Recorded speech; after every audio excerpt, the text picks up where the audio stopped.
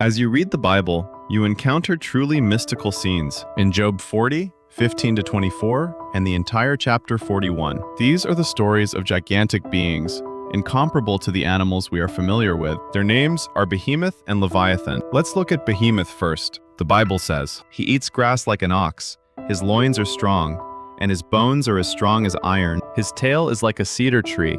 He dwells by the rivers and has no fear." When you hear the description of Job 40, 15-24, you might think of a hippopotamus or an elephant, but some people imagine a giant herbivore, like a dinosaur. The important thing is that this being is an overwhelming creation that can never be subdued by human power. And then there's Leviathan, the sea monster described in Job 41, 1-34. He has hard scales, cannot be subdued by spears or harpoons, and is depicted as spewing fire from his mouth. Traditionally, it was seen as a crocodile, but it was also understood as a sea monster from ancient mythology. Others imagine it as a giant marine reptile or dragon-like being. The point is that it symbolizes the forces of chaos that humans dare not tame. So why did God create these gigantic creatures, like dinosaurs? First, to demonstrate the diversity and grandeur of creation. The world, which includes not only tiny birds and flowers, but also gigantic creatures beyond human control, demonstrates the vastness and wonder of God's creation. Second,